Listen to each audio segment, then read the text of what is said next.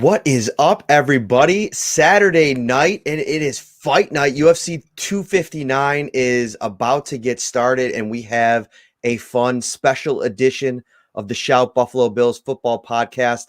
I am Matt Perino, joined as always by Ryan Talbot. And it's funny because Ryan, for all my years in the UFC, I'm obviously a big Joe Rogan fan and always watch his Fight Companion. So I think this was always an itch that I wanted to scratch and kind of do a live podcast, live show while there's fights going on. And we have an awesome lineup tonight of guests. How are you, my friend? Hey, I'm doing great. Awesome lineup of guests. Awesome card tonight for UFC 259. So it should be a fun evening. Exactly right. We are going to talk so much Bills. We're gonna sprinkle in some fights there as well. We are going to start things off with Jon Feliciano, free agent offensive lineman for the Buffalo Bills. Get his thoughts on what free agency has been like. He's a huge fight fan, big Jorge Masvidal fan. So we'll talk about maybe the potential fight between Masvidal and Kamaru Usman as his guy maybe gets another shot at the title. We'll talk a little bit about that with him, and the season. Look back at 2020; it was a memorable one for him and the Bills, and I know you guys will be excited to hear about that. And just kind of hang out throughout the course of the night.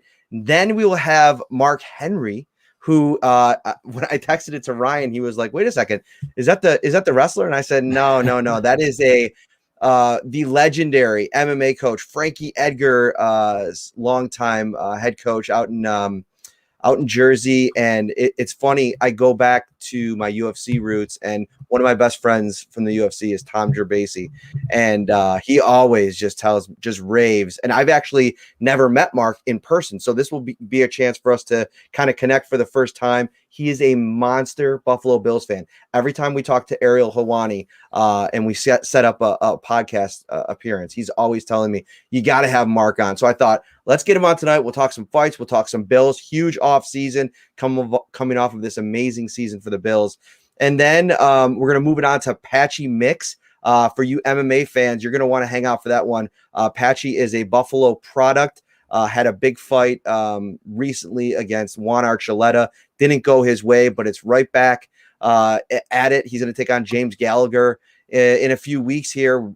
Excited about that. We're going to talk to him a little bit about that, and then shift right back to the Bills as we welcome on Bruce Nolan of the Bruce Exclusive and Buffalo Rumblings. We'll talk some more Bill stuff, but I want to start with some Bill stuff right off the jump here, Ryan. There was some news earlier today. The Bills re-signed Andre Smith, linebacker, who they brought on earlier this season after he was released by the Carolina Panthers. And, he ended up being a nice little core special team player, offer some linebacker depth. What were your thoughts on that signing?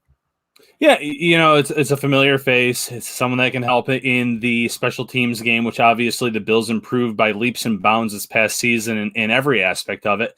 And when they first announced the re-signing today, it took me back to when the Bills brought him in and how savvy this regime is. It was right before roster cutdowns, and the Panthers had announced that morning they were going to cut Andre Smith, and the next thing you knew, the Bills traded a conditional pick for him, 2023 conditional pick. The Bills brought him in for about that week, and then they cut him. That week was enough for the Bills to say, okay, we want to get this guy on our practice squad, then on our main roster, but it also allowed them to get that pick back. So the Bills, being so savvy, were able to get a good look at this guy, before roster cutdowns, see if he could be a fit. Sure enough, he was. He played well in his role this past season. They obviously have a lot of decisions to make, but dealing with some of these restricted free agents, putting some of those guys on getting them done and out of the way before free agency, that's the best thing that the Bills can possibly do. Obviously, there's still a few more there. There's Levi Wallace. There's Corey Bojorquez. They brought in a punter for a visit recently. So I'm sure the Bills are going to keep doing some of this work leading up to free agency. Yeah, and I think that I saw a couple tweets today, people talking about this was not the linebacker move I was waiting to see. And I think you got to walk before you can run. I think this is maybe starting to set the scene for the coming week as we start to see other players across the league hit the free agent market before free agency begins.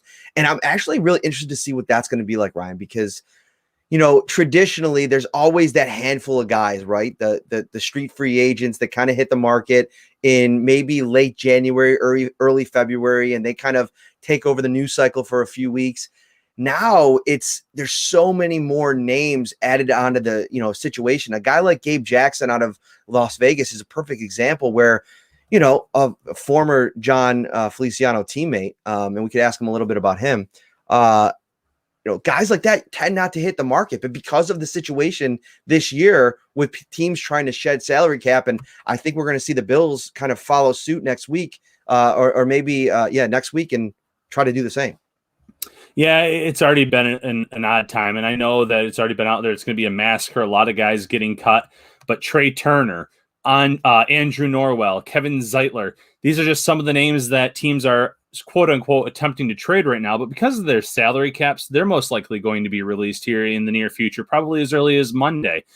So the market's getting flooded in certain positions, and it's just going to get more and more of those players because with the salary cap being lower than what it was expected to be, obviously somewhere in the 180s, teams have to shed that salary. So there's going to be a lot more talent out there, which is going to hurt some of these true free agents, obviously. But it's going to make things more interesting as well, and it's going to be one of the most wild free agency periods I think that we're going to see in a long time.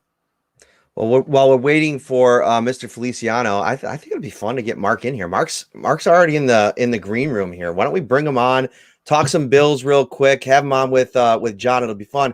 Mr. Mark Henry, how are you, my friend? What's up, guys? Go Buffalo.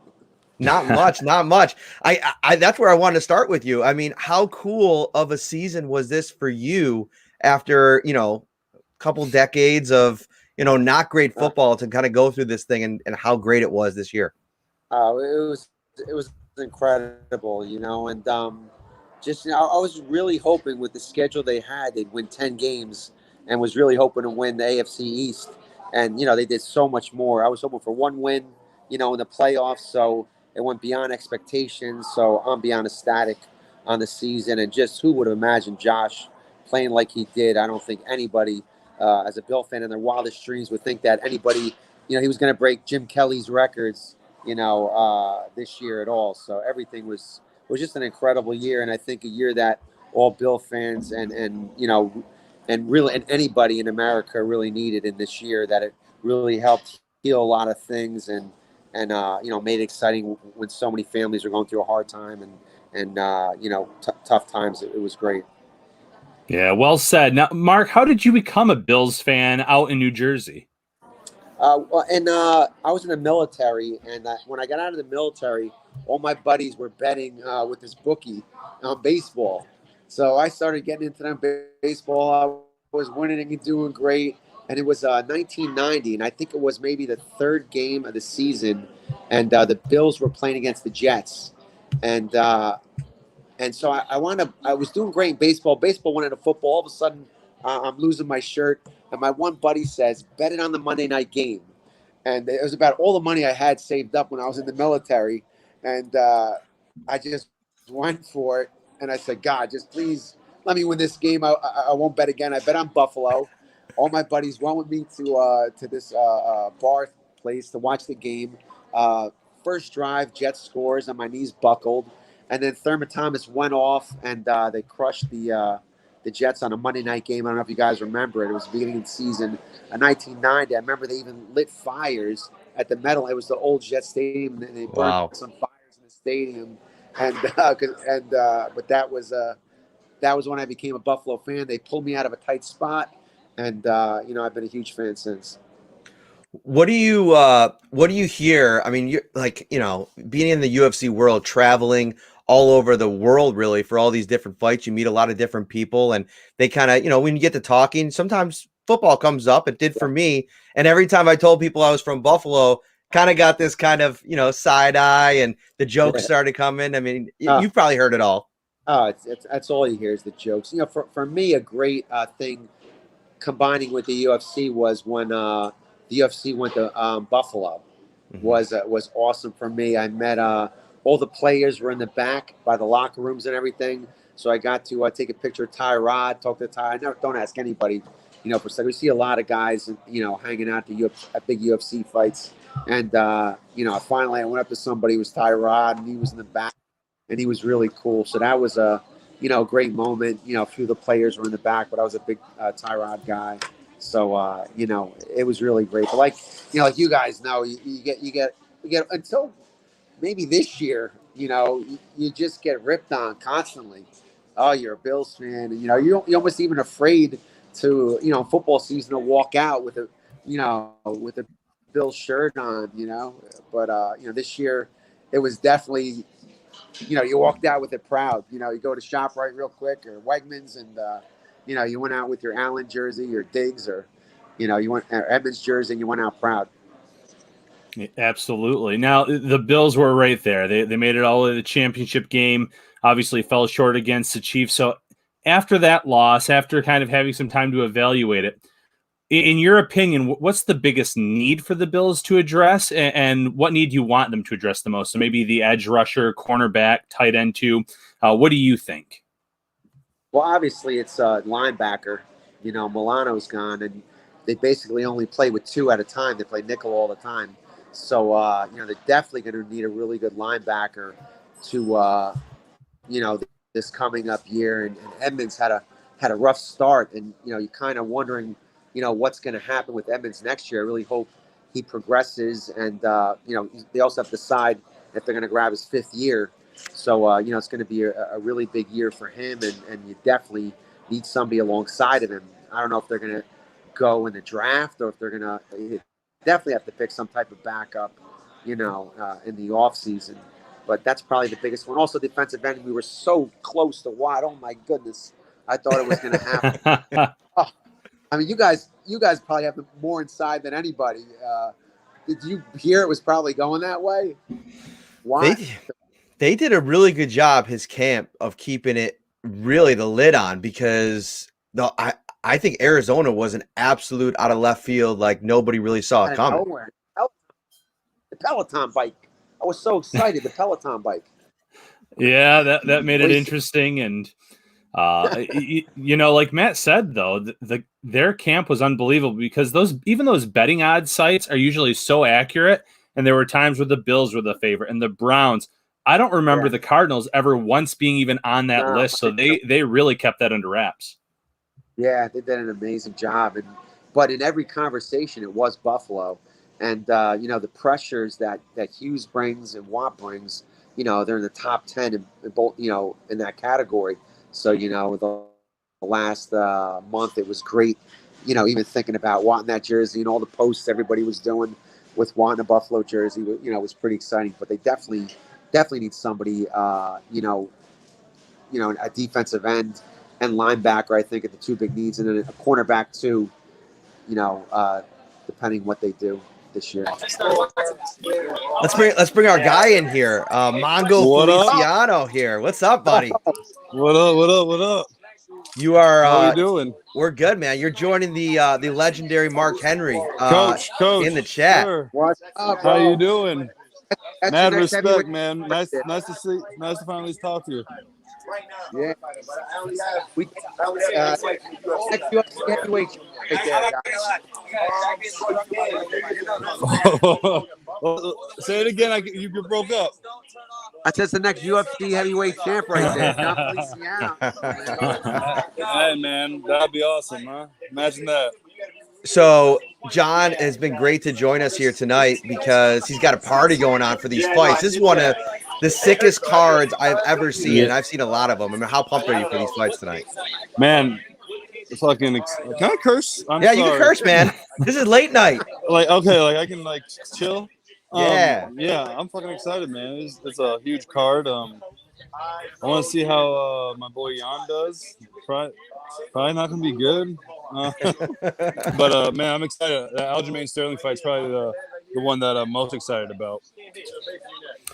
Jon, obviously you are a huge UFC MMA fan. Who else on the Bills besides yourself are big UFC fans?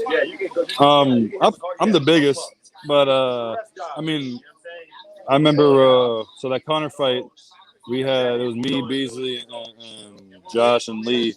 we all watched the fight together.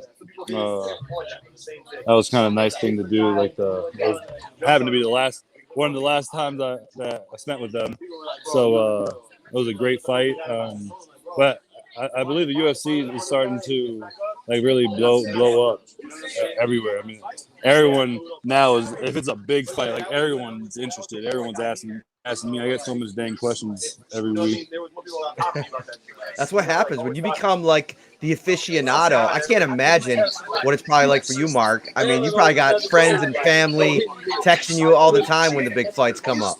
No, you just know it's just kind of autopilot. Bro. Yeah, tickets too. Everyone wants tickets to the big fights, but the bigger fights the better, especially the Conor ones. Like John was saying, you were there when Conor was fighting, right? Yes. Another different dimension. The security, the hype.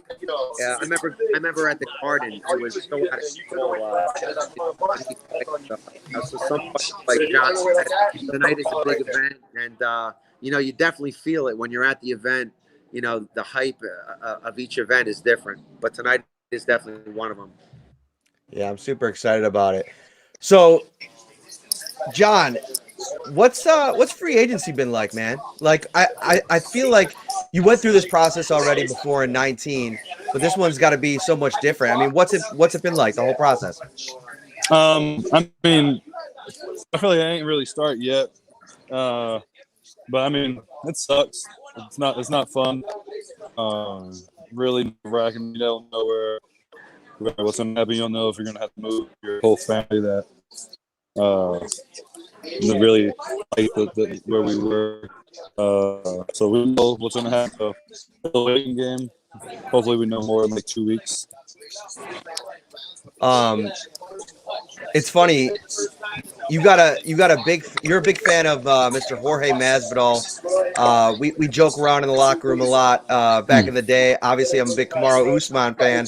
That seems like it could be the next fight. How do you see it playing out this time around? Yeah, I already talked to George. He asked me if I can come step on his feet for him to get ready for the fight. But I don't know, man. I'm excited to see how it goes. I mean, I know he was literally flying. I think didn't he stop in Italy on his way to Abu Dhabi before he got to fight home to get some pizza? Yeah. I mean, that's hilarious. I mean, I'm excited. I think my boy got it. John, this year was unbelievable. Bills make it all the way to the AFC Championship game. You guys pretty much run the table late in the regular season. What was it like entering the playoffs hot, and what was it like making it so far in the playoffs this year? Man, it was dope, especially getting to have the fans there the first playoff game, and then to earn another one. Man, it was a hell of a ride. Wish we could have finished. Mark, obviously, I think I was talking to Ariel or maybe you at one point, and you said that you're a big fan of John. You got him on the line here. Anything you want to ask him? Huge fan. Me and Ariel tweeted him during the year, and I think that's one of the hugest things. You keep thinking that he's on the team, and sometimes you forget that he's a free agent, because when you think of the Bills, you think of John. You know what I'm saying? And you just think of how much better they got, and they got so much better when he came back from injury. Like, I think the team hit a whole nother level, and I think it's definitely the first thing they need to do is re-sign him, man. If they don't re-sign him, it'd be a massive disappointment, because I think not only was his play incredible, not giving up any sacks on the whole year and in the playoffs, but just the nastiness. He came right when he came back, he helped Josh score a touchdown right in the end zone. Like, he's just everything he does. I feel like that offense, generates around Josh and John. Like, I just saw a whole different team when he came back. So I think if they don't re-sign him, I think it's a massive mistake. And I think the offense will definitely feel it, just not only in the play but in their mentality. And I think it's huge that they signed him. And he knows what a huge fan Ariel and I are of him. And we would tweet him and text him each time. And I don't know if you guys know it, but the day this guy's done, he's ready for fight, man. He's ready. Because when you want your fighters, when you see your fighters, you want your fighters to be like him, with that toss in the last game, tossing the guy, in the playoffs. That's the type of mentality that you want as a fighter. So I already told him Appreciate it, before, Coach. we're ready Thank for you. the Pats as soon as he's done. We'll go after Hardy first to let him know who the real NFL star is. Coach, man, I appreciate all that, man. It's funny. I mean, honestly, the first time I've ever watched anything about MMA when I was a kid was Frankie Egger's MTV like True Life shit. Oh my! Man. So like, that's a long time ago. How crazy is that? That was when I first ever got introduced to MMA. That's a long wild. time ago. And and Munoz just had a great fight, and he did great against Munoz. Because of his age. I hate that when he loses now. Oh, he's old, but everybody forgets he just did really great with Munoz not too long ago, and Munoz had a great fight just last week. Yep. What Mark just said was interesting because I saw you tweet yesterday. 12 games, no sacks. There seems to be I don't know if it's like an off-season kind of haze that people get into, but I would imagine maybe you're online a lot. You see some of the commentary or whatever people think. There's been some shade about your play this year at times. What are your thoughts on that? Man, I don't care. I mean, I didn't give up no sacks. I don't know what my QB hits were, but I mean, shit ain't gonna be pretty. It's not like the way I play. It's not always gonna be pretty, but goddamn, if I let Josh get hit.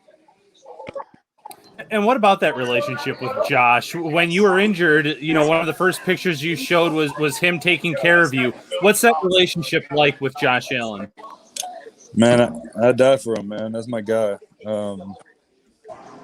For someone, I mean, not all quarterbacks are back giving a dang giving up a sack for it. Like, the man will do anything to get out of the sack. He won't just lay down. Dude's gonna try to stiff arm somebody, do a little awkward Josh juke that somehow works. And I mean, he's giving it out. He's giving his freaking life on the line every play, and that's the reason why we play so hard for him. I'm gonna let you get out of here in a minute here, but you had another tweet recently that I'll give you one thing, man. You got the MMA game already figured out because you keep the people on their toes with your social media stuff. That's part of the game. I tell fighters that all the time. A good buddy of mine, going back to one of his first fights in the UFC, Cody Garbrandt. We had long talks about that, about the fight game, what the fight game's like, and the kind of things that you have to do that you might not have to do in different sports. You kind of got that, and you had that tweet the other day where you just retweeted a video and put C. What did the C stand for? My phone was in my pocket, and it was just the caption itself might have accidentally had a C. I don't know. I was just trying to hit a retweet. I was just trying to give you some love, right? Wasn't it? It was your. I retweeted something for you, man. I was helping you out. I know. Thank you. I appreciate that. All right. What are your picks for tonight? This fight right here. This is an interesting one. I don't know about this one. This racket dude looks legit. I don't know how to say his name. I might have just murdered his name. My bad. Close enough. Thiago Santos is a beast. I think he's been dealing with some injuries. Yeah, but it's a good fight. Who do you got in the main event? If I was betting, I'd pick Alessandro. But I'm still a Jon Jones fan, so I'm gonna rock with my boy. I'm gonna hold for Jan. But honestly, probably is he? I think Aljamain's gonna beat Peter Pete, and then Amanda Nunes is Amanda Nunes, right? Yeah. I don't know. Yeah. What about you, Coach? Let me get some wisdom from you. Well, I've had enough experience with all those guys. Jan Corey, my guy Corey beat, and we thought he was going to beat him the second time. He got knocked out, so I watched a lot of Jan's. And Sterling, I had Marlon knocked him out, and then I had one of my guys, Sabine, my sheriff, sparred him. So, I'm used to both of those guys. But I thought Jan fought way over his head last fight. I don't know what you guys thought, but it's the best he's ever fought. And I don't know if he could pull that off again, but I think he would need to do the same thing. It's tough. That he did last fight. Like the Buccaneers played way above themselves, the defense, and I think it's the same situation. That Buccaneers team that you saw in the Super Bowl didn't seem like the defense you saw all year, and that's how I kind of looked at it with Jan. Jan fought way above his head, when he just won the title, and I think that he has to do it again to beat Izzy. So we'll see what happens. Sterling. Jan will keep coming at him. So I don't know how Sterling's boxing defense. Like I think he'd really have to, take him down but like I said, it doesn't matter because once John's ready, he's ready to take them all out. Shit, man. Give me like 3-4 years, but I need to start training. I need to start training. I told you, bro. Ready. The pads are ready. Yeah. After he signs his big off-season deal, we can. With the Bills. It better be with the Bills or. All right, Matt. I got my boy here. Yo, what's going on? Is that Miguel? Yeah. What's up, brother? What's up, man? Congratulations! What an unbelievable run you've been on, man. Miguel Baeza, just taking over the UFC. What's up, man? Yeah, man. I just I'm out here right now, man, watching the fights. I can't wait for the next one. I've been trying to talk to the guys at the UFC, see what's going on, but I don't know yet. And as soon as something comes, they need up, to stop fucking around and fucking pay him his money. Yeah. I appreciate you saying that, bro. Yeah, listen to the big man. There you go. Listen, man, you're killing it though, dude. Finishes. I mean, what I tell you? I told you 2 years ago. Yo, John's got it all figured out, coach, because what he's going to do is he's going to be an NFL football player, he's going to be a fighter, and then he's going to be either a coach or an analyst. I mean, he's got so many careers coming. He can do it all. I told him, just wherever you go, it doesn't matter. You're set. You're gonna kill it no matter what. So I hope, guys. He's gonna kill it. He's gonna kill it. He's an athlete, bro. So it's gonna pick it up. He's gonna pick it up just like that. That's awesome. For sure, Very man. Awesome. He's got that nasty attitude, so that's all. That's the model right there. Yeah. All right, brother. Well, I appreciate you coming on. Best of luck in free agency. Hopefully, we'll hear some news here in the next couple of weeks. Enjoy the rest of your off season. Appreciate it, Coach. Hey, man, do your thing, kid. Do your thing, kid. Forget it. He's like, I'm out of here. I'm not saying anything that's gonna get me in trouble. But no, Mark, I think you have a great point there. And listen, he's in the middle of free agency. He doesn't want to say too much. That's everything kind of impacts that in this time of year. But I did think he was a big piece of it. And listen, obviously, we're very friendly. I love the fact that he's such a big UFC or MMA fan, and we kind of connected there.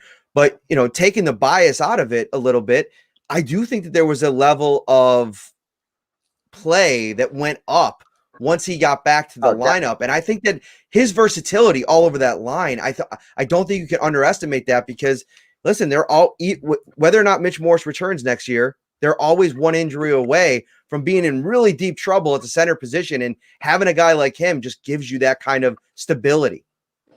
You didn't even know that, when Morse got hurt that game, you didn't even see, anything slightly go down and went up. In fact, when he went to center, I didn't even really know he went there. I thought they were going to use somebody else, because they weren't putting him. I never heard him at center before until after the game where you guys talked about it, because your podcast is one of the best out there, and you guys talked about it. I'm like, wow, I didn't even know he was at center. And, what an incredible job that he did. Then when you watch the game over again, you saw, how he could play center, he could play guard, and he's just, I think it's just his nastiness. And, like at the end, at the last game when they lost, you just saw, he was there for his quarterback, and he's just a nasty dude. And I think, you need that type of attitude, especially, for Buffalo, that brings your team to a whole nother level, mentally. I know it does in the fighting game, So him not being there, I think it's tough, you know, because you could put him in and put Bodiger on the other side and put Cody, put him out to, you know, right tackle, and you know you're set until you see, you know you're definitely good until you see what happens in the draft or whatnot, you know, and it gives you where you could start going for that linebacker, going for that quarterback too, maybe going for that running back, you know, even like someone. I tell you, I'd love to see Duke Johnson. Maybe the Bills sign him would be great too. But you know, there's so many things they need to do. Like you guys say in your podcast that you know, that would be one less thing, which is a major thing, offensive line. You know, and I love that you said that part about his attitude and what he brought to the offensive line. It kind of reminded me of what Jordan Phillips did for the defensive line last year, where he could really get that unit fired up with a big play and then get everyone around him playing at a higher level. Same thing with John. When John was out there, Lawson too. So when John's out there and he makes a big block and he's going nuts about it and he's clapping after a big run, it gets the other guys pumped up. So it's not just what he brings from a playing standpoint and the versatility. It's also what he brings from that emotional standpoint. Yeah, absolutely. Absolutely. And not only that, you know, it's, you know, having everybody play together. He's been on the team for 2 years and they've been doing really great. And I'm sure that Josh really trusts in him and Morse trusts in him, that, you know, that it's just one less thing. You have to work out the kinks in the first 3-4 games. You don't know what's going on with COVID, how much these guys are going to have time together again. That's just a major thing, I think, for next year. You want to start off fast, you know, and you know, he's a major component to that. You know, you brought up a great point about, you know, Cody Ford moving out to right tackle. It's something we've been talking about a little bit on the show the last couple of weeks. And, you know, there's this level of panic, I think, that comes along with Darrell Williams potentially being gone, because when you find, you know, an answer on the ends like they found in Dion and Darrell Williams, I think that fans are hoping that you could keep that continuity there. But I think that at the same time, you could take the Darrell Williams success story and say, okay, maybe you should put some trust in Brandon Beane in the front office to find a suitable right tackle in the future in a similar situation. Because coming in here, you know, nobody had any expectations for Darrell Williams. Even look at Bodiger, how great he played at guard. I don't want to be mean, but I'm glad he took over for Winters, because that was a little rough going there. But I mean, he played solid near the end of the year. I mean, totally solid. And I think Cody would rather be at right tackle too. So I think you're making him happy in the long run also. You know, I feel like that's where he'd rather be. That's where he was in college, you know, near the end. I know he played both, but it seems like at the right tackle is where he wants to be. And, you know, he was a rookie, you know, 2 years ago too. So, you know, you got to give him the benefit of the doubt. And they just really need a defensive end. They really have to, you know, I don't know if you guys want to trust going, you know, Klein's amazing and played so great at the end, but can you go for those first 5 games? You know, were pretty tough, and those were where those losses came in. And you know, be you know, good to have a linebacker that can go sideline to sideline and cover the running back and tight end. So, you know, I really think they need to put some money towards defensive end and linebacker. And Williams, I think, is just going to be too much money. You know, that he had an amazing season, and you know, where a tackle cost a lot. So, and you know, I think John loves Buffalo. I mean, I don't hear Williams talk about Buffalo as much as I hear John do. I mean, he loves Buffalo, and everybody loves him. And I keep forgetting that. I keep thinking he's a Billman, and then, you know, I keep forgetting he's a free agent, which, you know, I really hope they sign him. I think it's going to be tough if he doesn't sign. Let me switch gears with you real quick before I let you get out of here and talk a little bit of fight business. Obviously, you mentioned him already. Zabit Megaman Sharapov, one of the fight Bills, man. But I'm a huge fan of Zabit, and it's like, man, when are we gonna get some Zabit? I know Zabit. I tell you, I tell you what you guys seen? You guys have seen nothing yet. Like when you see the stuff that he does in sparring. Yeah, sorry about that. I'm at my restaurant, but the stuff he does in sparring is incredible. Like nobody's even seen, you know, what this kid can really do. So I'm really hoping, you know, he gets out there soon.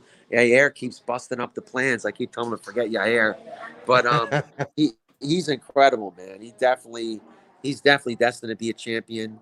You know, and you know, a lot of guys coming up. Cody, I'm excited for his fight again. He's got something coming up soon. But but Zabit is just a monster. No one's even seen anything of him yet. Mark, what's it like when you're training all these fighters in terms of being able to keep up on the Bills news, watching the games on a weekly basis? It's you guys, man. I don't miss one single podcast, I watch you guys. I watch Marino. I watch, the Tasker. But it's every morning. I've had about an hour drive to my restaurant and to train where we spar at. So it's every day I'm on a podcast. And this year took away from my taping a little bit. And I need to get back on it because we got a ton of fights coming up. With Corey Anderson and Cody and Eddie Alvarez and a bunch of people coming up with fights. But the Bills are taken away from that. You just, especially this year, like you find yourself watching the games again. Like I should be watching tape and I'm watching the, replay of the game. My son's like, Dad, you watching the Bill game again? Like, because it was so many years we waited, and I've been to Buffalo a ton of times and it's such an awesome atmosphere there.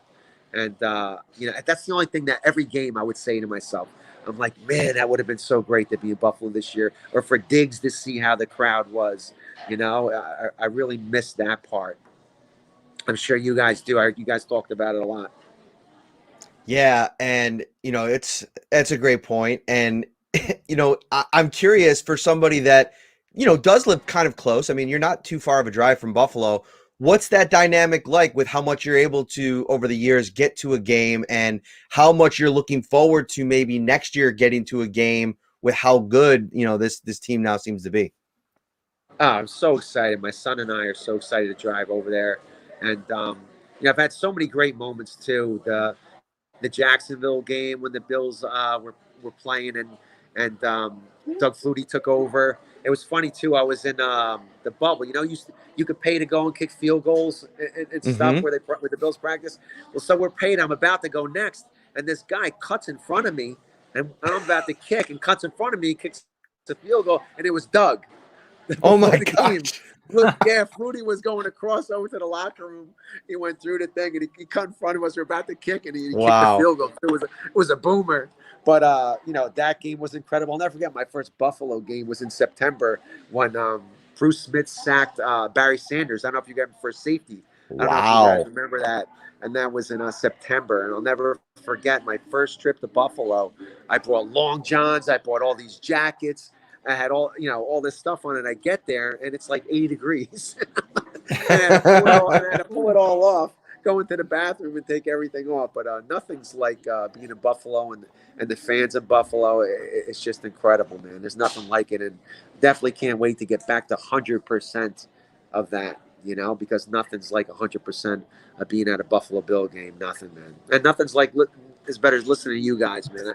I listen to you guys every podcast, man. To be from Jersey, it's tough because you don't, you can listen. It's good in these times. You can look, what's it, WGR, I think it is. Yep. You can listen to that. But you guys bring so much content, man, and it's just, this, the lobster and steak when you listen. You get every single bit from you guys, and love being on. Love listening to you guys, and it's awesome being on tonight. Ariel and I talk about how great you are. Ariel. Like there's Ariel, and then there's nobody that even compares to Ariel. I feel like you guys are the same in what you do. You guys do an amazing job, man. That's so humbling, man. Like two kind of words. Now you guys do, especially when you do those late nighters, man. When you guys are doing the late nighters on a Bill game, and you guys like 1 a.m, I think you guys done a couple now. Yeah, I think we're in trouble. I think now that the team's good, we're gonna have to get used to that over the next couple of years with these primetime games. Yeah. Fire up the coffee. Mark, who are some of your all-time favorite Bills? I know you were talking about the Thurman Thomas era. You just mentioned Doug Flutie, the current team. So maybe like your top 3 favorite Bills of all time. The weird. I liked my favorite Bill was Doug Flutie because he reminds me of Frankie. The little guy, the guy that's underweight, the guy that's small and a huge Doug Flutie fan. I remember too they were 6-10 that year. Wade Phillips came in, and I just thought they weren't going to be good. Doug Flutie takes over, and it was just such an incredible 2 years. Him, Coward, Sam Coward. Nobody talks about Sam Coward. The guy had more tackles than Mm. anybody till he got injured. And then yeah. Eric Moulds. I loved Eric Moulds, a big Eric Moulds guy. But those are my pretty much top three. Well, it's funny. Don't get mad. And when I do finally get down to Jersey, I really like to get down there for a Cody camp and just spend a couple days with you guys. And definitely. Don't get too mad. I was a Rob Johnson guy back in the day. I don't know why. Like thinking back to it now. I gotta go. He's hanging up. He's hanging up. I honestly looking back at it now and just watching him, like just old game footage of him and like looking at him on the sideline, I kind of look back at my old self and I'm kind of like, what were you doing, man? Like, what made you kind of even? Why were you even down with that? I mean, Doug Flutie was a gamer, like an underdog. I mean, he was Buffalo. So to your point, I mean, I look back and I'm ashamed of myself. The Tennessee game. Tennessee undefeated at home, 8-0 during the season. If Doug said it too. He says, if I would have played that game, I would have won. And I wish he did. That was some season. I'll never forget that year too. My father-in-law, my best friend in the world, he passed away. But the only thing that made me feel better that game is I'll never forget the Music City run, the run back. They score a touchdown, and I'm so depressed. And all of a sudden, my father-in-law, he's in his 80s, was standing up and jumping up. And he goes, somebody's, has the Italian accent. A mark, a stand up. Oh, look, the Buffaloes are doing the same thing. I go, Pop, that's the replay. That's not the Bills. We got the Bills came back and scored. Unbelievable. Run back. But that was the only thing that made me feel better. But a lot of great Bills memories. Well, I'm gonna let you get out of here, but before I do, we're gonna bring in Patchy Mix, who I believe was out with you for a little while. Had a couple days out there. Say hi, say what's up. What's up? How you doing, brother? What's going on? But how you doing? How you doing, man? How are you, Mark? What's up, champ? How you doing? How you doing? I'm doing well, man. Just out here training. Good. He is the pride of the 716. And I couldn't do a fight podcast without getting him on here. And I know he was out there for a few days and want to say hi. But Mark, thank you so much for coming on. We'll talk more here in the coming weeks. We actually have a guest coming on, hopefully in the next couple of weeks that you're going to be very interested in. But thank you so much for spending some time with us, man. I appreciate it. Thanks so much, guys. A huge fan of your show, man. Can't wait for this coming up season. Can't wait to keep listening to you guys, man. You guys kill it all the time. TKO every episode. God bless, guys. Take it easy. Thanks, brother. Take care. All right. Patchy Mix. What is up, my man? How you feeling? How you doing? How are you? You're out in my neck of the woods. I miss Las Vegas, out in these cold. I think it's lagging a bit. Oh, is it lagging? Am I getting you at all now? You got me? Can you hear me all right, bud? Yeah, I can hear you. Can you hear me? I think it's lagging a bit. I don't know if it's the internet. I'm inside of a hotel, so it might be a little chopped up. Can you hear me? Yeah, it might be. Yeah, I can hear you. Can you hear me? Let me try to see here. Can you hear me now? I can hear you. I can hear you better now. Okay. Perfect. Okay. Maybe it's just where I was sitting. I saw on your social media that you're gonna be back here in Buffalo soon to do a little bit of a seminar, but I saw that you were out in Vegas, and I'm like, man, we're getting snow again. I miss my old hometown. Yeah, I know. How is it out there, man? It's beautiful out here, man. It's way nicer. I think it was 78, 76 degrees today. Ooh. So it's killing me. I'm looking forward to coming back to the cold next week. Seeing my family and stuff. For sure. That's definitely why I made my way back here. So how has camp been? Why did you go to Vegas? Give us an update on where things are at and kind of what you did to change things up this camp. This camp, I feel like I kind of hit my ceiling in New Mexico prior to my last fight. With COVID especially going on, a lot of my training partners, it was hard to get a lot of the highest level work in. So I see like a lot of these best guys are here in Vegas, and my manager invited me out. So I gave it a shot, and then when I got out here, I loved it. Just training with. I'm training with the Russian team, Khabib's team right now, and then I'm also doing cross training at Extreme Couture. So I have so many like the highest level fighters, to work with, and I think it's beneficial for me. So how many rounds have you gotten in with the big man Francis Ngannou? None yet. I held his None ropes, yet? though. I held the ropes for him last week when he did conditioning. That was enough for me, man. I was tired just doing that. That's awesome. I have a picture with back at the UFC headquarters. I think it was like 2 or 3 months before I was leaving, and I brought my daughter in who had just been born, and he kind of Yeah. walked up in the cafeteria, put his hand on her head, and literally you almost don't see her whole body. He's that big. So that's Yeah, crazy. he's huge, man. He's so big, but he's so friendly too. I see him around the gym, man. He's like one of the nicest guys that I've ever met, man. He's so nice. That's awesome. He is a really great guy. So let me ask you, what's it been like since the loss, man? Because you make your way in the sport. I try to tell people what it's like in the fight business. Like, it's different than it's not like you don't just lose a game. Like a fight is like you put so much of yourself into that. And so like what's it been like? Because man, it was a classic. I mean, it was a great fight, but what's it like to kind of suffer that loss?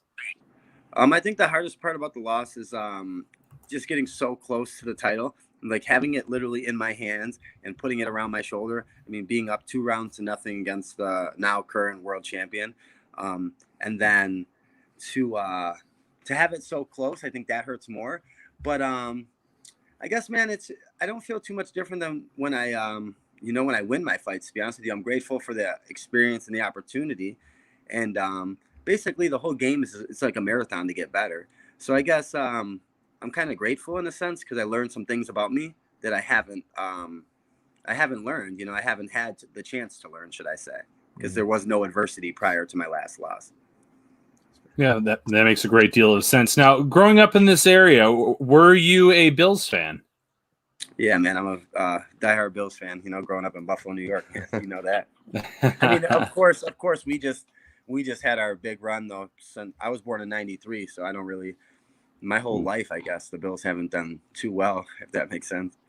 No, yeah, it makes plenty of sense. Yeah.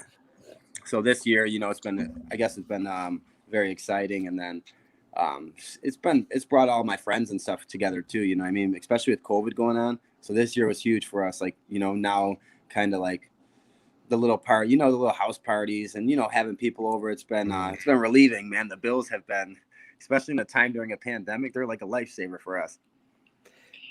Another thing, it was so funny that you're coming on because I just was having like a long conversation with an out of town acquaintance about MMA and like, fights being like the biggest moments of my career. And I was at UFC 205 in New York, and I'm like, you don't really understand. Like MMA in New York was completely different like 5-10 years ago before it was legalized. Way different.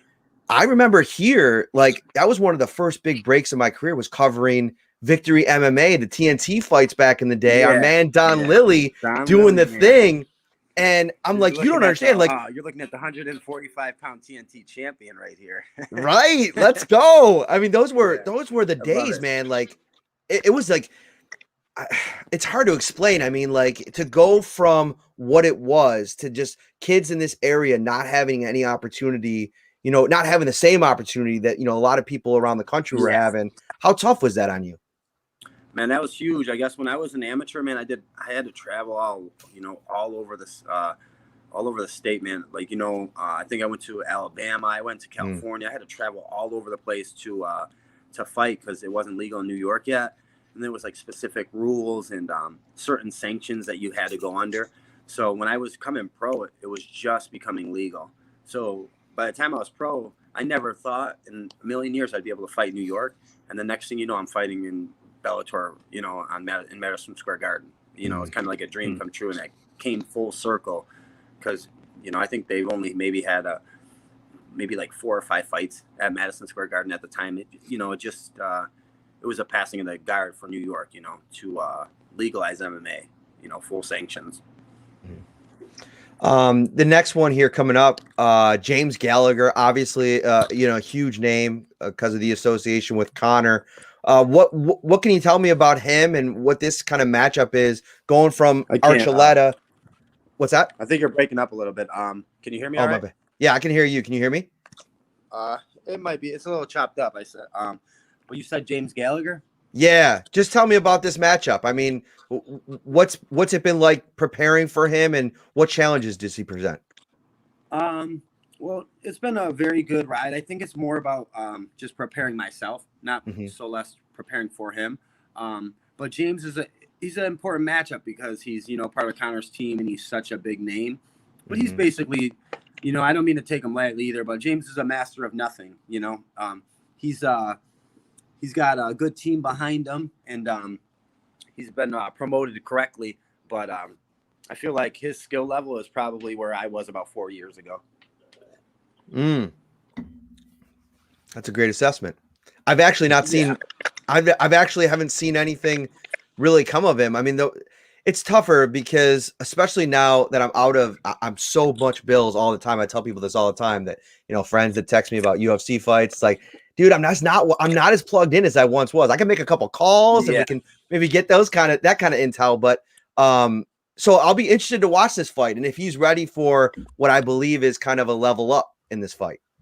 Yeah, he's definitely going to level up. I mean, we only have one mutual opponent, and I beat the kid in 66 seconds, and that kid was able to knock him out in the first round. Besides that, he's never really fought anyone of the caliber that all of my previous, let's say, 5 opponents. So it's going to be exciting to see him step up. And like I said, I don't take him lightly. I don't take it for granted, should I say. I know that the position I'm in, he wants to be in. So he's going to be training his hardest, and he's probably going to give his the best version of himself. So I plan on just running over the best version of James Gallagher, come May 7th. No questions asked, I'm planning on flatlining him. Got the shout out here from DJ Falco. What's up, No Love? Angola's finest, indeed. Yeah, that's man, awesome. Angola, New York. That's where I'm from, man. I hold grace to that. I try to represent it every chance I get, man. I'm a kid from a small town, Angola. I went to Lakeshore High School. My wrestling coach, Billy Sills, Jim Michael, these guys instilled, certain things in me, Dennis Brown, since a young age. So it's very cool to carry the torch for Angola, Hey, listen, my roots in this city, this town and surrounding area goes deep. I covered Tonawanda versus Lakeshore High School. I made the drive back in the day. So yeah. I've been all over the place. I mean, Angola is a very fine place. Yeah, man, it's a good spot, man. I grew up right out, a couple miles from Mickey Rat's, right on the beach there. My mom, raised all of us, so she gave me, she brought us up well, man. And I'm grateful to be for where I'm from. So tonight's card, it's pretty loaded. Who do you have in the main event? Who do you have in the big fights tonight? I have Jan, the Polish power Jan Blachowicz. I think he's going to knock out Israel Adesanya. Okay. He's got good power. I think that if Kelvin Gastelum could touch him, I think that Jan could knock him out. But I wouldn't be surprised if we seen Izzy coming out doing a bunch of flips and winning, in spectacular fashion either. So, but I want the guy to win, I feel like Izzy's already got 1 world title, we don't need to get greedy and have 2, Spread the wealth. Indeed. And now, have you trained at all with Islam? You've been because you said you've been around their team a little bit. Have you trained with him? Yes, Islam's been team captain since Khabib's been out. I've trained with him for the last 6 weeks. The guy is just he's one of the best training partners I've ever had. We don't speak so much because he doesn't his English, he's still learning English. And I of course don't know Russian. So I guess but anything he tells me to do, I follow though. He's a really good leader. He just shows you and you follow it. And he's one of the best training partners I've ever had. He's also one of the only training partners to ever smash me as bad as he has in the gym. So I think that he's going to be a nightmare for Drew Dober. This guy can really wrestle well. He's one of the, they say he's just like Khabib. And when I mean to tell you, they're not lying, he's going to be probably the lightweight world champion in, I say 5 fights. Wow. High praise. And obviously, you know something about 135, Peter Yan, however you want to pronounce it, Aljamain Sterling. I got the upset. I'm going with Aljamain Sterling. I think that he's better everywhere. Or I shouldn't say that. He's not better everywhere, but I think he has multiple ways to win this fight. Yes, exactly. Yes. Peter Yan's he's great at one thing, but he's good at everything. But he's not. I think Aljamain Sterling's he's a little better at everything. He's more well-rounded, meaning he could stand up. He's better on the ground. You know what I mean? I think there's a level difference in their grappling and stuff. But I was able to train with Aljamain Sterling out here for the last 6 weeks as well. Oh, wow. I'm training with Marab DeSalvia. It's one of his #1 training partners. He's like been in all my sparring rounds and stuff out here. Mhm. But I've been able to train with them and see their the guys all from New Jersey. They've been out here for the last 6 weeks. I've actually been able to watch their camp, see how Aljo's worked, watch his sparring. I'm confident that Aljamain Sterling can win tonight if he doesn't get knocked out and caught. If he doesn't get caught, I think Aljamain Sterling wins a decision all day long. That's awesome. And before I get you out of here, I want to ask you about one more thing. Like, I think one of the most interesting guys in MMA is Ali. And listen, I know a lot of guys. Like, I'm really good friends with Kamaru Usman and Cody Garbrandt. And so I've always kind of, I don't know Ali personally, but I just know the kind of reverence and love that, his guys have for him. What's it been like being managed by him? Ali's been the best manager, man. He changed my entire career. I fought for King of the Cage, man. And, I was with them for so long. And then Ali started taking direction of my career when I went to the Ultimate Fighter.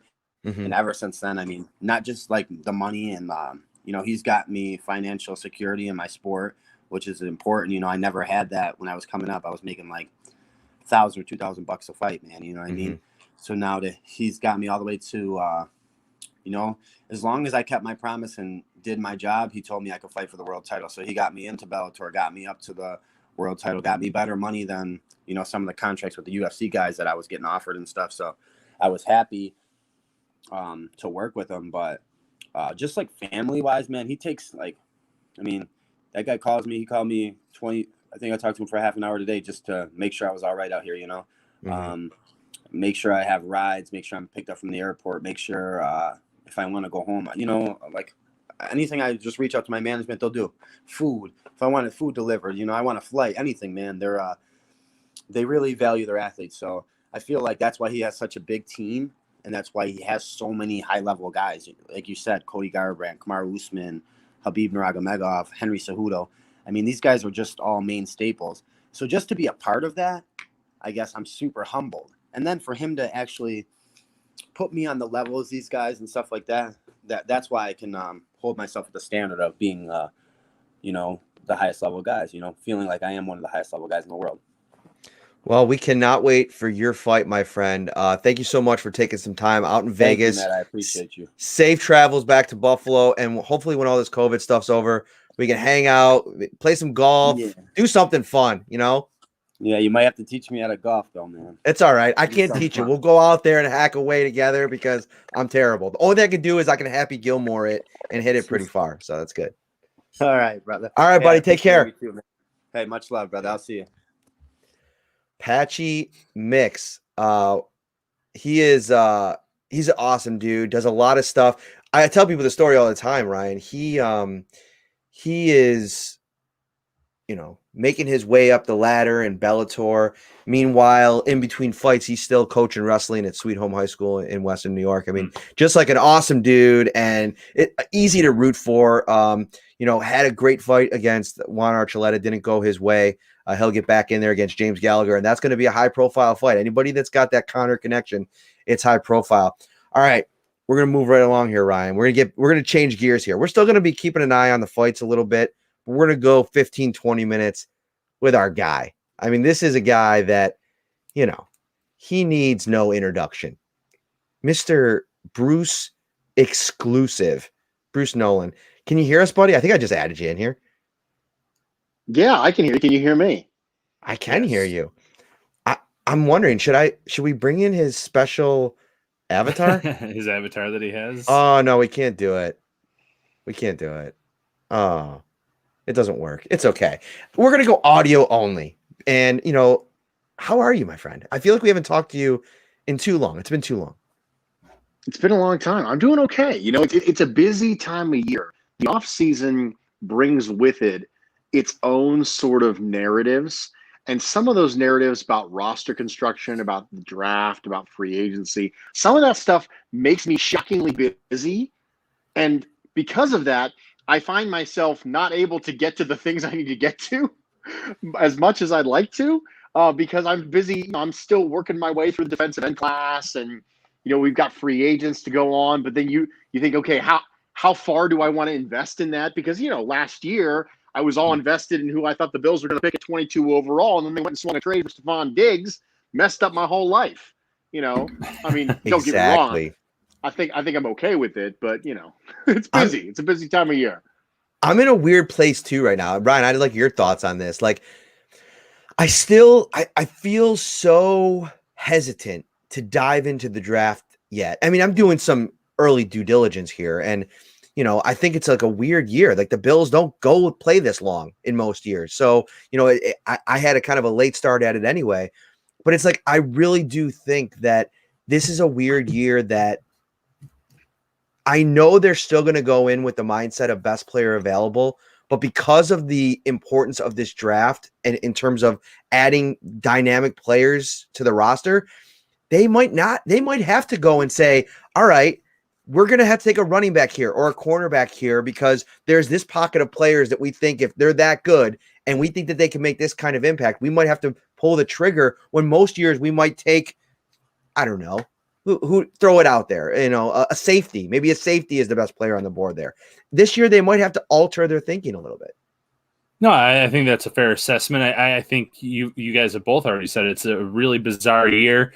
Obviously, though, free agency is going to mold what they're going to do in the draft in terms of that mindset of, okay, when we get to pick 30, there might be a handful of guys on the board, but if we've already addressed position A in free agency, maybe then we have to bump up that cornerback. Maybe we have to bump up that edge rusher, that right tackle, whatever they feel is the biggest need. But, I'm kind of in the same spot as both of you guys. Bruce, I can kind of relate to your story from last year with the Diggs trade. My first year at NY Up, it was the 2017 draft. And they said, okay, let's put together about 20 draft profiles on prospects that the Bills could take at in the first round of that draft. We're like, all right. So we make all these profiles, all these articles ready to go. And of course, the Bills trade down. And who do we not have a profile on that's ready to go? Tre'Davious White. So all that work, all those profiles that we had ready to go were just right out the window. So I can definitely relate to that story. And but it, like you, that also worked out pretty well with Trey White and company. Yeah, I'm not going to complain. It's not just that they traded down; it's that they traded down outside your profile range. If they would have traded back a couple spaces, you would have been like, "Okay, we're still fine. Everything's fine." They trade all the way down to 27. They pick Tre'Davious White, and you're like, "Okay, quick scramble." You guys know who Tre'Davious White is, right? I mean, I totally knew who Tre'Davious White was, right? And it's weird because you try to start as early as you possibly can. So I follow a lot of college football. I start my work on the draft early. But because of all the opt-outs, this is such a strange year as it is. And so you have people like, Rondale Moore, and you have players who are at play in the back half of the first round. And you think to yourself, goodness gracious, I'm operating on 2019 tape and no combine from these people. And so I think the level of variance you're going to have this draft is unlike anything we've seen recently, where there's going to be a significant gap between people who do this for a living and are connected with what NFL teams are going to do versus the people who are hobbyists and don't have those connections. The gap might be bigger this year than ever is just because of the lack of information available to the public. That's still obviously in NFL circles. We know how fast these people run because they ran at their pro day or they ran at the private workout, or they did HOA combine that just recently happened in South Florida, things like that may not necessarily be available for public consumption, but the teams have. So you're going to see really significant things. I'm not going to put a bet on any of my picks this year. No bets at all. Yeah, I've not done one mock draft yet, and I don't know when I will do one and how many I'm so, like you mentioned, it's such a weird year. I feel so unprepared and really kind of want to rely on the guys that have been grinding the tape, whether it be this year's tape or last year's tape. But I want to transition here a little bit. If you're just joining us now, definitely go back if you're on YouTube or wherever you're watching live and check out our interview. We talked with Jon Feliciano for a bit, legendary MMA coach Mark Henry, and we just had on local product Patchy Mix, previewing his next fight, talking a little bit of MMA with him. But it's been a kind of a crossover show. We brought Bruce on tonight because, we're usually tweeting during the fight. So I thought, why not, watch some fights, talk some Bills. And one thing that we brought up earlier, Bruce, was the idea of getting comfortable with moving on from Darrell Williams. Because, as we sit here today, another piece of news came out yesterday, Ryan. The franchise tag is going to be placed on Taylor Moton in Carolina. And with him off the board, Darrell Williams notches up to number 2 in terms of free agent tackles behind Trent Williams, who's expected to be re-signed by the 49ers. So if that happens before free agency, we're talking about Darrell Williams as the top free agent on the market at the position, which means he's going to get a lot of dollar bills. And I don't think that's coming from the Bills. So it's pivoting to, if you haven't already, I think most people in Bills Mafia have already kind of made the transition, but now it's about looking ahead. And one of the, I think, options that's already on the roster that you don't have to do a lot with is Cody Ford. If you're willing to sprinkle it or venture into those waters once again, what are your thoughts on that? And I know that we talked to you about this before, and I'm pretty sure you're pretty pro Cody Ford guard, but if you don't land a significant tackle, can you go into 2021 with Cody Ford at right tackle? So yes, you correctly identified my particular stance on this. Since before Cody Ford was drafted, I said he's a guard. And I'll level with you. I never saw him look as comfortable at right tackle as he did at left guard this past season. And it's a shame he got hurt when he got hurt because, the guy's been bounced around left and right. And I never really felt like he found his footing at right tackle.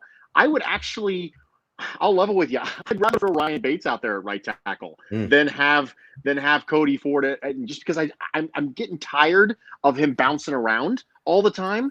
And I understand that the initial plan from listening to McDermott and Bean talk was to platoon Darrell Williams and Cody Ford at right tackle. But Williams played so well that he's like, okay, well, we're going to go ahead and kick him inside.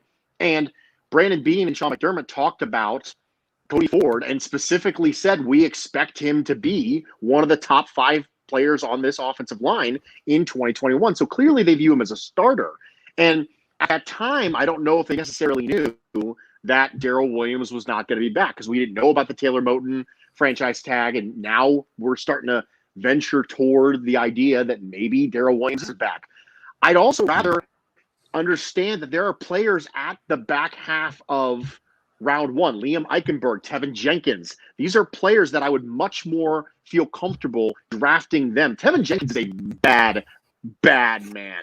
And if I can get him at 30, I will run to the podium with that ticket. He's somebody who they would absolutely love here in Buffalo. He has that nasty streak. You wouldn't expect it from a Big 12 tackle. That's just not something they're known for. But remember, Cody Ford was Big 12 tackle. So you can get that mean streak from Oklahoma, Oklahoma State, Texas, TCU. You can get it from those schools down there, even though they don't necessarily play defense. But that doesn't mean you can't get the toughness there. So I'd rather do almost any other option, personally, aside from put Cody Ford back at right tackle. Because, number one, I thought he was a guard coming out, and I really, really like to leave him in one place for an entire offseason. And the second reason is that I don't think I'd ever seen him as comfortable as I did when I saw him at left guard. I think those are valid points. The one thing I'll say is, Tevin Jenkins, he's been a mock draft choice for the Bills. I know that they have a Zoom meeting with him, so there's obviously some interest there. If the Bills go into the draft and it's obvious that they need a long-term right tackle, what should they do about the swing tackle role? Is that where Ryan Bates fits in? Should they sign a veteran in free agency, in your opinion? What's the route to go there? Because Ty Nsekhe is a free agent. Obviously, we know Darrell Williams, who's more of a starter, obviously. He's most likely gone. So what's the next step there? Because you also have to make sure you have a backup plan in case, one, the rookie doesn't get up to speed in time or has some struggles. So in your opinion, what should they do there? Yeah, I think the first name that comes to mind is Ryan Bates. I actually think that Ryan Bates performed admirably at the tackle role. He's kind of their new Ike Butker, a guy who plays all 5 positions, right? And they really love the versatility. And coming out of college from Penn State, Ryan Bates is someone who I really liked the movement ability. And he really had a length issue, but you liked his footwork. You liked the movement ability, his ability to operate in space. So you think, okay, tackle might be a little bit kind of underserved for his talents because of the lack of length. But if he has the movement speed to be able to make up for it, you think, okay, maybe he can be a reasonable swing tackle in this league. The other person, and we haven't really been talking about him, but I kind of kicked it open with a Buffalo Rumblings article I wrote earlier this offseason. Let's call up Adrian Waddle. Let's see if he's still interested in playing. Because this is a guy who played for this coaching staff in this scheme and then tore a quad and didn't play again. Took a year off from football. Let's just check in. It doesn't hurt to kick the tires. I'm not going strong down that path because I don't even know at this point what his interest is. But I do know that the last time he had interest in playing, it was for this regime in this offensive system for Buffalo. So those are two things that immediately come to mind.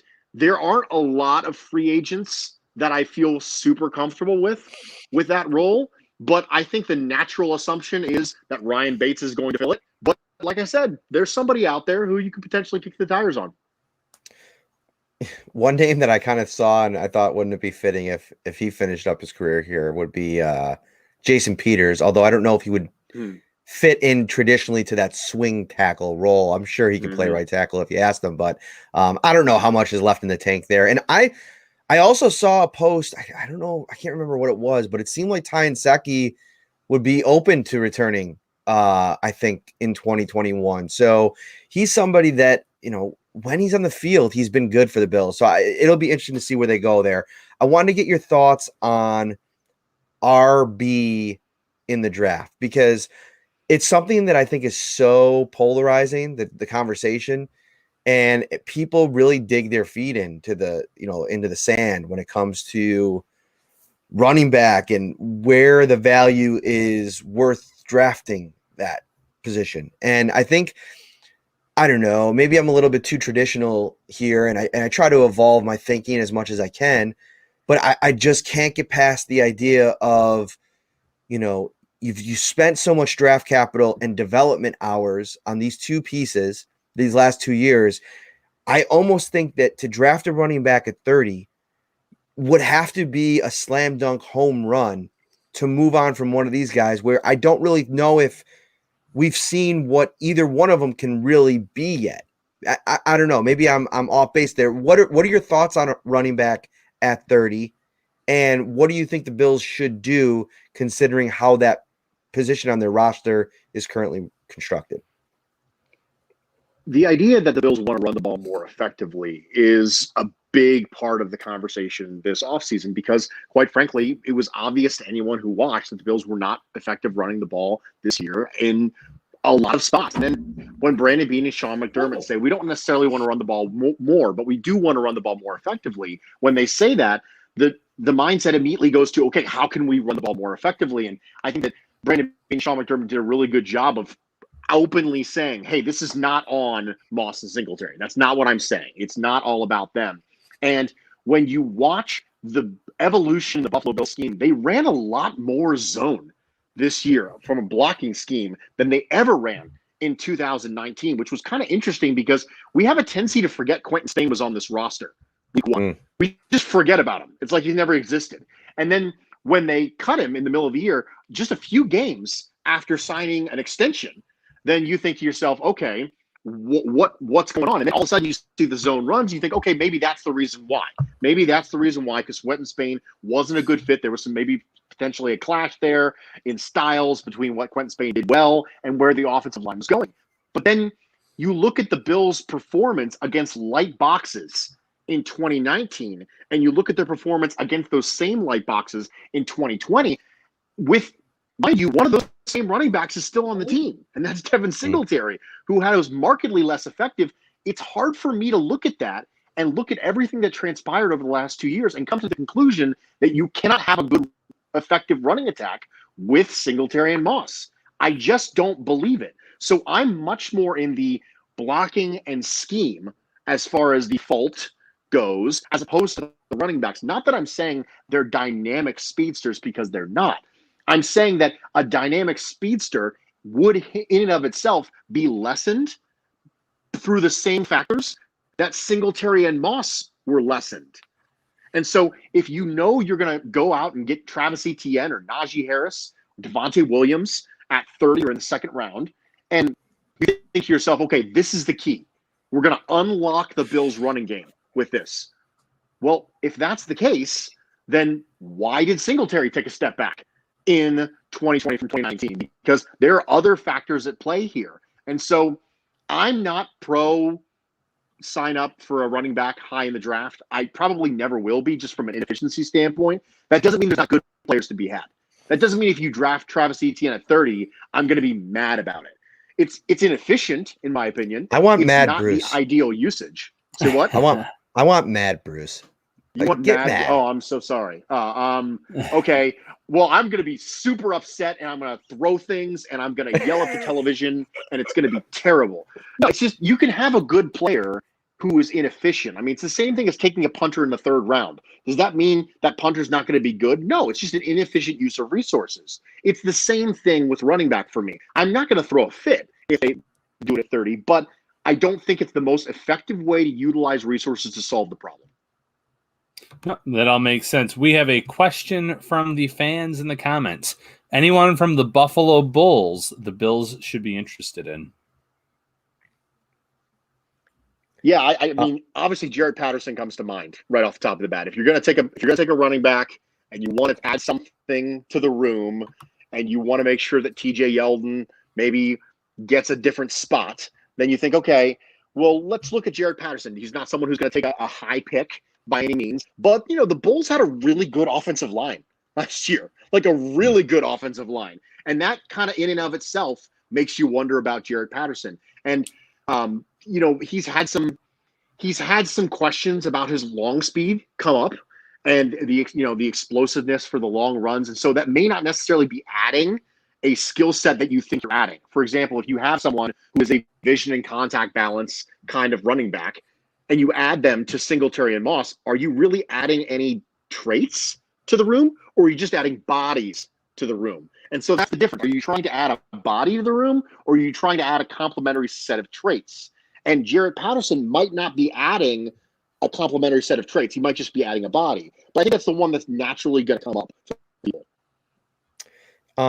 I don't have the name off the top of my head, but there is an offensive lineman that I can't remember who I was talking to. I think it was Chris Trapasso, who said that, should be, in that middle to late round on the radar. That will come up in the next couple of weeks. I'll make sure to get you that name. But that's a good question, because, I think that in a year like this, I mean, how nice would it be for Brandon Beane to just call Lance Leipold over there and, chop it up and talk about some prospects and maybe some guys that they were able to scout more heavily because of the availability. That's always something interesting to keep an eye on. You are watching Shout, a Buffalo Bills football podcast. We are, I'm Matt Perino. He's Ryan Talbot. We're joined right now by the Invisible Man, Bruce Nolan. We usually have a graphic here that shows his face, but for whatever reason, it wasn't working right because we just did it a different way today. So he just imagine that he's here lurking, and that's how I like to think about him anyway. So it works out. What do you got for us, Bruce? What drive the conversation here a little bit? You're out there and you're this perfect middleman, between the fan and the media, and I think a very important piece to the conversation in terms of how it's driven. What's on your mind as we sit here ahead of what I think is going to be a very active week in the NFL and a big week for the Bills potentially, as they try to listen. You can say anything you want, and maybe there's not a bunch of moves coming, but to me, I think Brandon Beane needs to at least give himself some room to navigate, if you will. I don't think that we're going to be sitting here on March 15th with no moves being made and the Bills still sitting here at about even in terms of the salary cap. Yeah, I'd agree with that. I think the interesting thing about this year is that the methods by which teams go about creating space is going to contribute to how they look next year. Because, you can create space. Lots of teams can create space. It's the method by which you do it that determines whether or not you're going to run into these same problems next year. Because you can just take salary and signing bonus and we call it a simple restructure. It happens all the time. But what happens is you end up crystallizing that contract for you. And now next year, you created that space in 2020. Congratulations. But now you can't get out from that contract because you took that salary and you converted to signing bonus. And now if you want to cut them, you got to accelerate it. And so I think the really thing that's going to be interesting about this year versus other years is that you're putting the squeeze on these teams, and the way that they react when being squeezed is going to kind of echo into perpetuity for the next couple of years, because you have these scenarios where you have teams getting desperate. If you look at the Saints, they're doing a lot of moves to get down, and they're going to have to still make a lot more moves. And if you make the wrong ones, you are impacting your ability to be flexible in the future. And so for me, the thing I'm keeping an eye on is not whether or not Brandon Beane's going to make room. It's the method by which he's going to make room. Because if you pick these players, if you pick a player like Deion Dawkins or Travis White, okay, well, we all just pretty much assume that they're going to be around for the next year or two, and it's not really going to be a problem. But there are other potential options on the roster where you can make a move. Mitch Morse, you can restructure Mitch Morse. You can add a year to John Brown. The methods by which you create this space are actually far more fascinating to me than the fact that you created it, because you're going to. Everyone's going to. But you have to pick and choose carefully the methods by which you create the space, because this can snowball on you real fast if you make the wrong moves financially for next year. So that's what I'm interested to see. I don't have any sort of insider knowledge on what they're going to do with any of these things, but it's just going to be fascinating from a roster building philosophy standpoint to see what they do.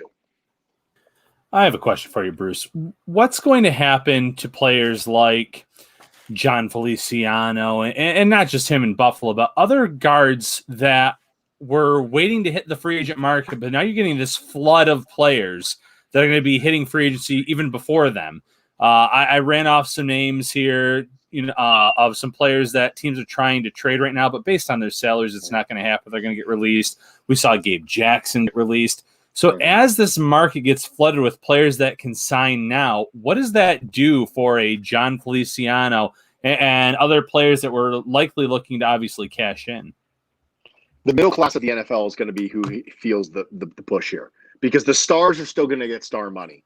It's the middle class. And the way that I described it when I was talking about it on my pod is there is a certain level of tolerance within NFL organizations for people who aren't necessarily playing at their cap hit, but are playing close to it. So if you have, for example, if you have a good player who's being paid like a very good player, you could tolerate that on a few occasions for an NFL team, but the tolerance level is going down and down and down and down as you get squeezed.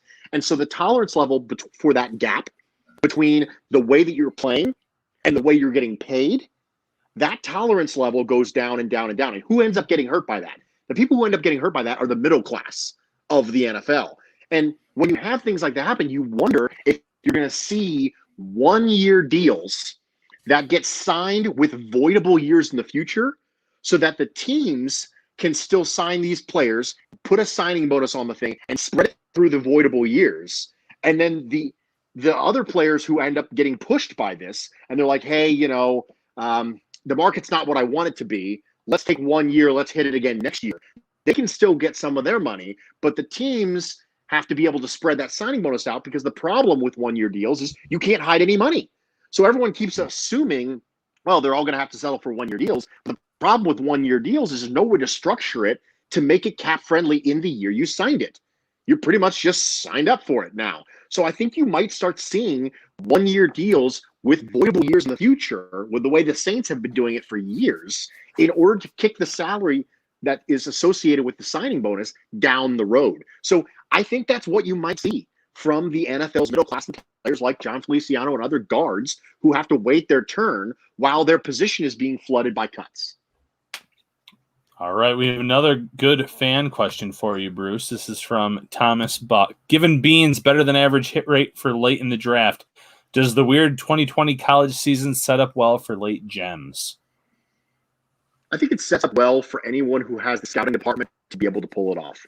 The team that I constantly worry about for things like this is the Cincinnati Bengals. The Cincinnati Bengals have the smallest scouting department in the entire NFL.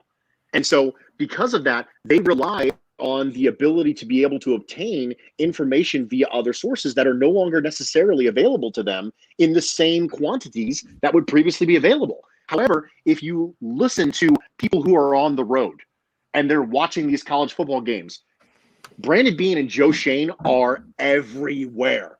They're all over the place. You turn around, they're there. It's like, what about Bob? He's never gone. You open the screen door, Brandon Beane's there.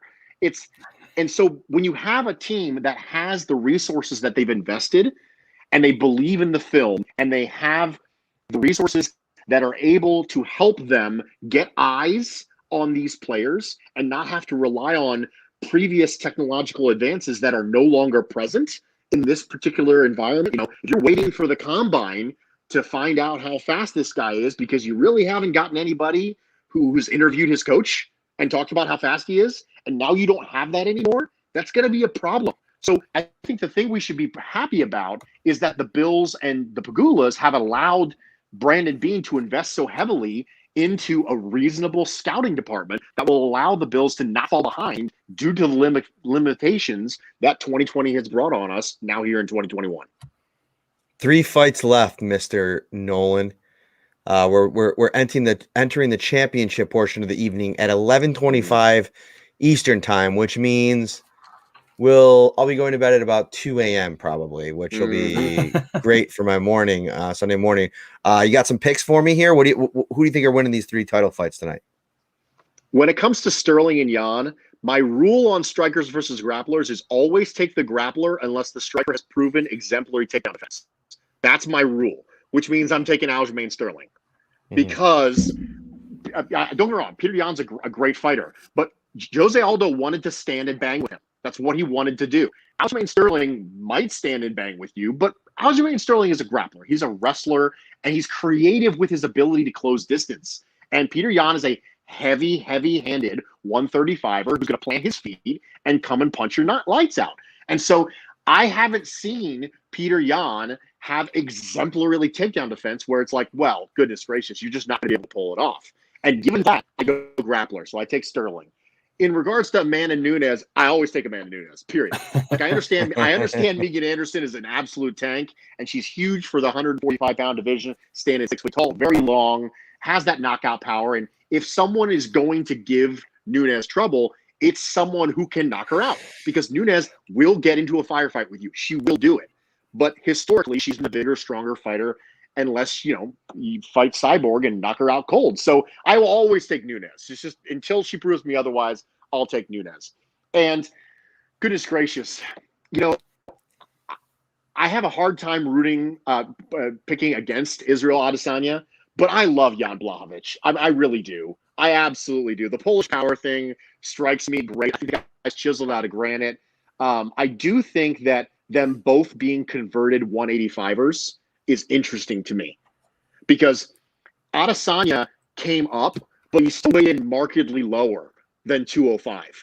Whereas Jan's now been at 205 for a while. He's trained his body now where he cuts down to 205. So the difference in weight on fight night is going to be a lot bigger than 4 pounds.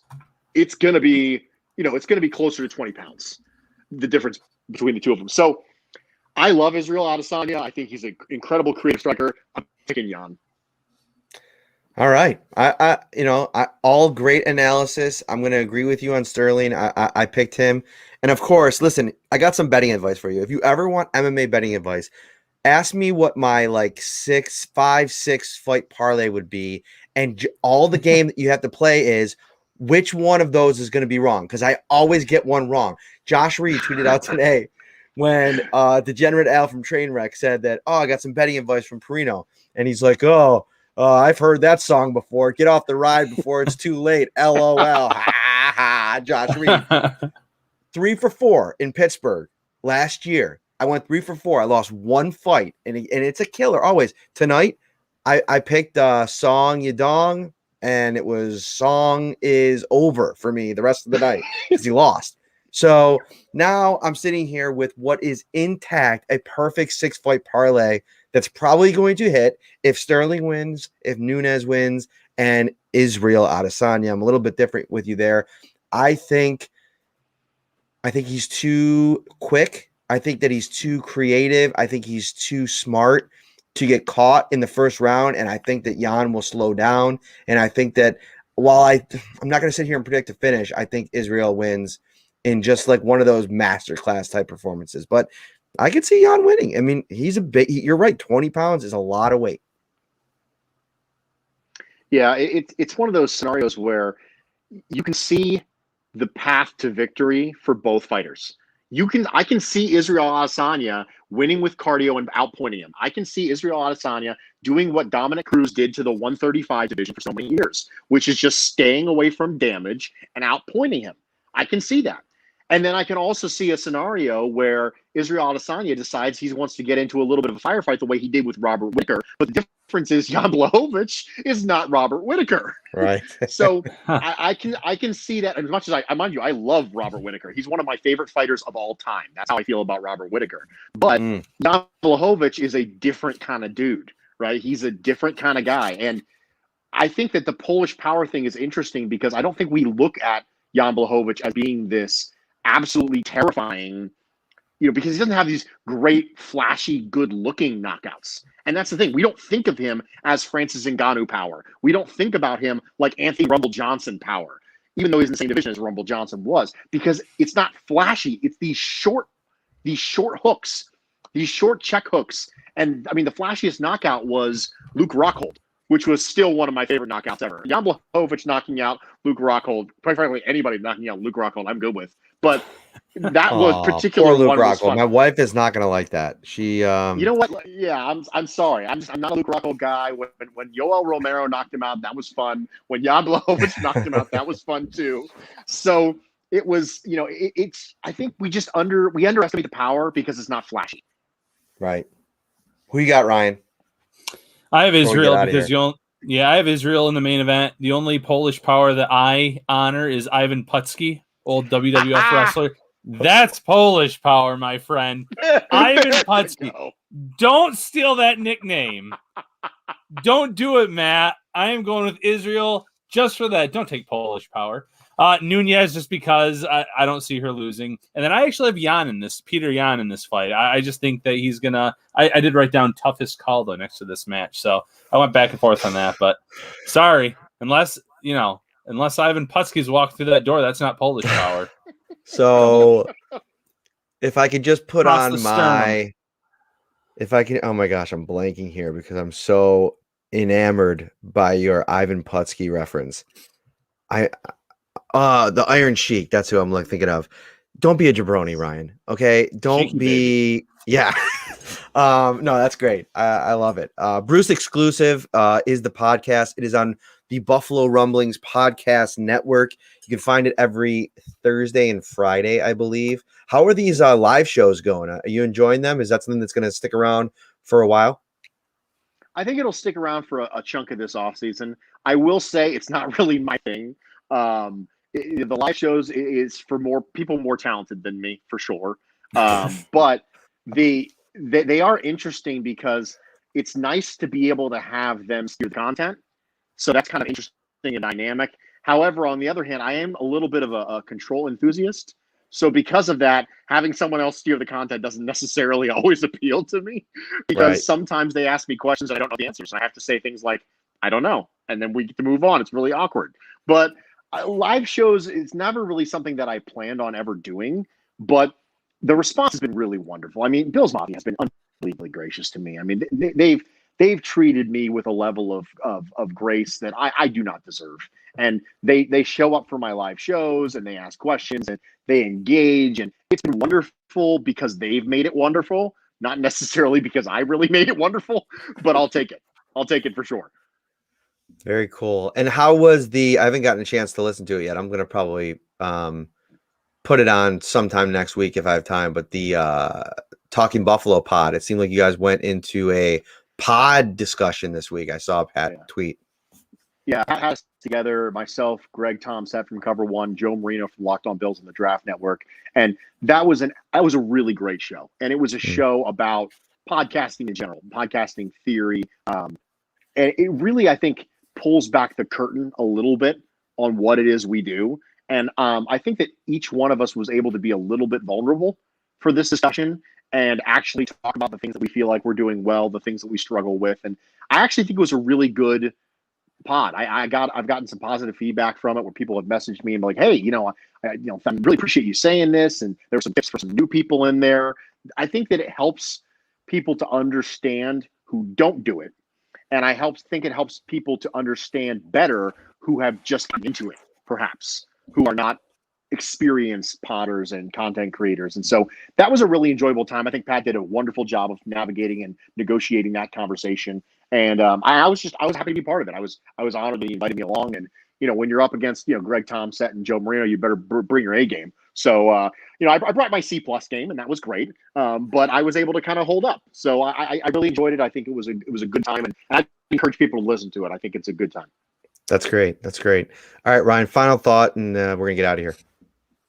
Final thought, I think this week might be the week that we finally start seeing some moves from this regime. I know the Bills are probably waiting to see get a firm number on the cap, but they have to start making some moves, shed some salary. I wouldn't be shocked if they look at some of these guards that hit the market. So I think business is about to pick up, if I'm going to use another wrestling reference here, in this next week. We better get out of here before we start hearing some. Well, let me tell you something, brothers. I think that could be next. And listen, I'm kind of all here for it. So for Ryan Talbot, Bruce Nolan, find him at the Bruce Exclusive over on Buffalo Rumblings. Make sure you subscribe over there to that pod. It is always great stuff. Thanks for joining us, my friend. Hey, thanks for having me, guys. I appreciate it. Anytime. I'm Matt Perino. This is the Shelf Bills Football Podcast. I hope you enjoyed it. It was a little bit herky-jerky at times. We were kind of navigating a lot of different things, but I just wanted to give you the personalities that I think they're really fun. I really liked learning more about Patchy, kind of introducing him a little bit more to the MMA Buffalo fan. Mark Henry is a absolute jewel. If Bills Mafia doesn't just absolutely run after following that guy, man. You gotta do it, because he's a really cool member of Bills Mafia. And then of course, Mr. Feliciano, who will take center stage over the next couple of weeks as we figure out free agency. All right, I'm Matt Perino.